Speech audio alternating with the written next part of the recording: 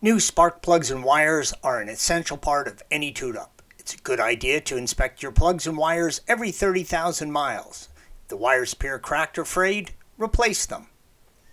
Use a screwdriver to gently pry up the spark plug boot off the spark plug and out of the cylinder head. At this point, you can see how far down the spark plugs sit inside the cylinder head. You'll need a long extension on the end of your ratchet in order to remove the old plugs. Slide the extension all the way down until you feel the socket firmly grip the spark plug. The spark plug should be tight to the cylinder head, but not overly difficult to remove with a little force.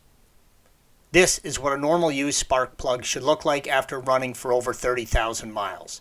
Note the condition of the electrode. A slightly tan, burnt appearance usually means that the engine is running fine. This photo shows the markings on both the coil pack and also the OEM plug wires, green arrows. Each terminal is marked with its intended cylinder position, thereby making it much easier to know what wire goes to what plug.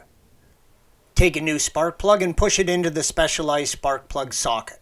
There's a small rubber retainer ring inside that will firmly grip the plug and prevent you from dropping it inside the cylinder head.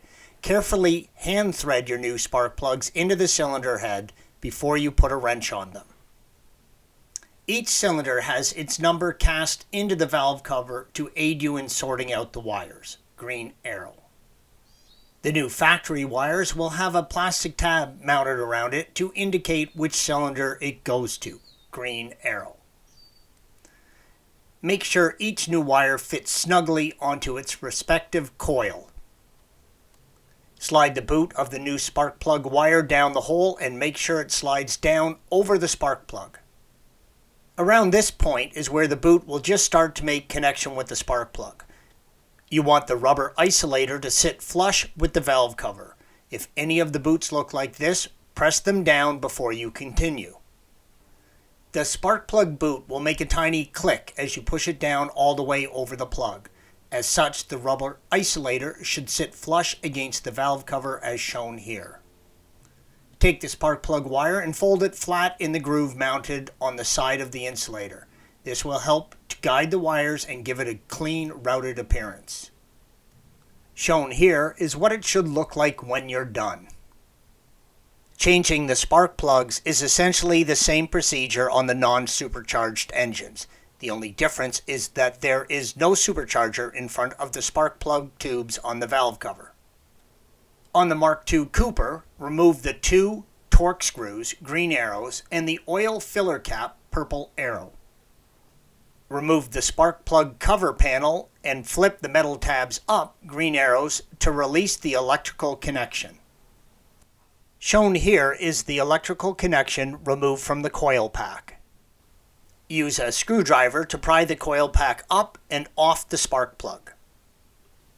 Pull the coil pack up and out of the valve cover. The spark plug is below, green arrow. Use the special 12-point spark plug socket along with a long extension to remove the plug from the head. On the Cooper S, flip the metal tab up, green arrow, to release the electrical connection from the coil pack. Then remove the plastic trim piece at the front of the valve cover and pull the coil pack up and out of the valve cover.